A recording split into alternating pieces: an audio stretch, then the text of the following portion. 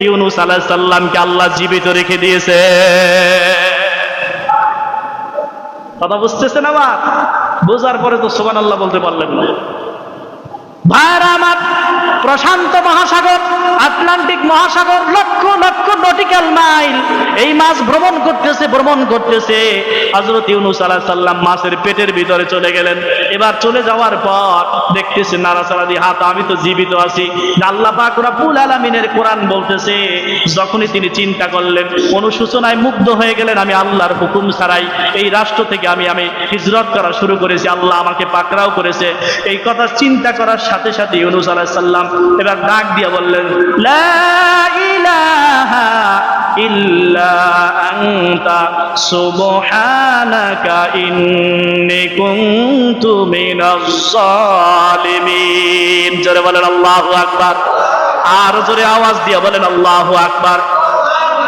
বিশ্বনবী মুহাম্মদ রাসূলুল্লাহ সাল্লাল্লাহু আলাইহি সাল্লাম মিশকাতের ভিতরে হাদিস আসছে, আল্লাহর নবী বলেন, যদি ইউনূস পয়গম্বর মাছের পেটে থাকা অবস্থায় যদি এই তাসবিহ না পড়তো, তাহলে কঠিন কালতে মাছের পেট থেকে বাহির হতে পারতো না। ওই মাছের পেটে কিয়ামত পর্যন্ত তার কবর হয়ে যেত। জোরে বলেন সুবহানাল্লাহ। এজন্য আল্লাহ পাক রব্বুল আলামিনের পাকড়াও যখন এসে যায়, পরীক্ষার মধ্যে যখন আপনি পড়ে যাবেন, ভুল তো আমরা করি, ঠিক কিনা? জোরে বলেন। হযরত ইউনূস আলাইহিস সালাম এই দোয়াটা বললেন, আল্লাহ পাক রব্বুল আলামিন তার রাসূলকে জানায় দিলেন।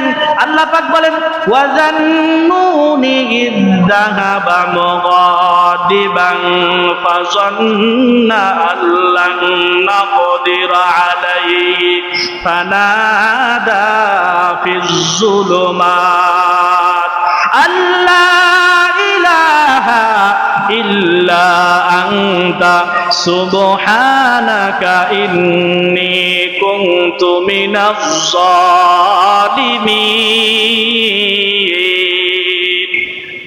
হযরত ইউনূস আলাইহিস সালাম বললেন, লা ইলাহা ইল্লা আনতা সুবহানাকা ইন্নী কুনতু মিনাজ জালিমিন।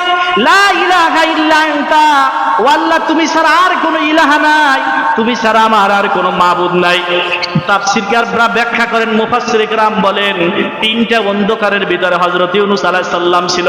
প্রথম নাম্বার রাতের অন্ধকার, দ্বিতীয় নাম্বার সমুদ্রের ভিতরে মাছের পেটের অন্ধকার, তৃতীয় নাম্বার হলো সমুদ্রের অতল গভীরে একটা অন্ধকার আছে।